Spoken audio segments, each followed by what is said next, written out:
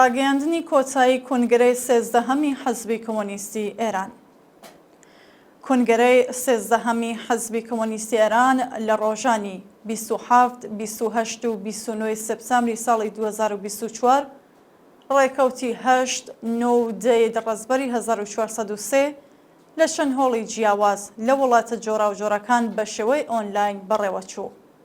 کنگرە سەرەتا بە خوێندنەوەی سرودی ئەنتەرناسیۆناڵ، سرودی هاوپشتی جیهانی چینی کرێکار و ڕاگەیاندنی خۆلەکێک بێدەنگی بۆ ڕێزگرتن لە یادیگیان بەختکردوانی ڕێگەی ئازادی و سۆسیالیزم و هەروەها یاد و بیرەوەریە و هاوڕێیانەیە کە لە مەوزای نێوان دوو کنگرەدا گیانی خۆیان لە نێو ڕیزەکانی حەزبی کۆمۆنیستی ئێران و کۆمەڵەدا بەختکردبوو دەستی پێکرد.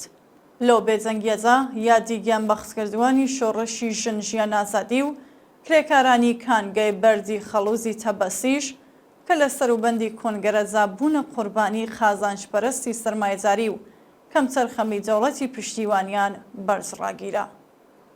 ئەم کنگرەیە کە شوێنی سەرەکی لە شاری کۆڵنی ئاڵمان بوو لەگەڵ پەسەندکردنی دەستەی بەڕێوەبەری کنگرە کە لەلایەن کۆمیتەی ئامادەکاری کنگرەوە پێشنیار کرابوو بە بەخشینی متمانە با نوێنەران و ڕاگەیاندنی حوزوری زۆرینەی نوێنەران بە فەرمی کارەکانی دەست پێکرد و پاش پێشکەشکردنی وساری کردنەوەی کنگرە چووە سەر قسە و باس سەبارەت بە بابەتەکانی بەرنامەی کاری کنگرە.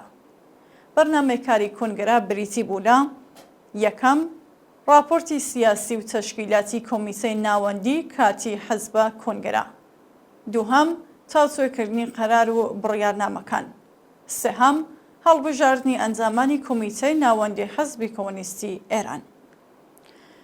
راپۆرتە سیاسیەکە پێش لە دەستپێکردنی کنگرە خرابووە بەردەست نوێنەران و هەندێک لەو تێبینیانەش کە گەیشتووە دەستی کۆمیسیۆن راپۆرتی سیاسی تیادا گۆنجێنرا بوو.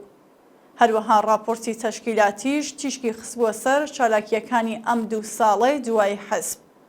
دوای تاوتوێکردنی ئەو راپۆرتانە و وەڵامدانەوە بە پرسیاری نوێنەران، هەردوو راپۆرتەکە بە زۆرینەی ڕەهای دەنگ پەسەندکران. بەشی زۆری کەسەکانی کنگرە تەرخانکرا بۆ گفتوگو و تاوتوێکردنی قەرار و بڕیارنامەکان. ئەم گفتوگویانە بە ڕۆحێکی بنیادنەرانە و بەرپرسیارانە بەڕێوەچوون.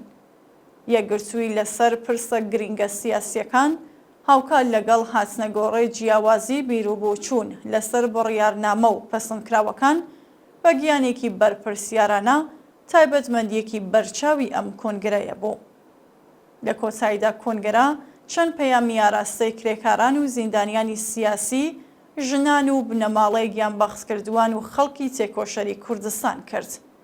کنگرە سەرنجام دوای 3 ڕۆژ کاری چڕوپڕ و هەڵبژاردننی 15 کەس لە نێو بربژێرەکان وەک ئەندام و 3 کەس وەک جێگرەوە بۆ کۆمیتەی ناوەندی حەزب کۆتایی بە کارەکانی خۆی هێنا.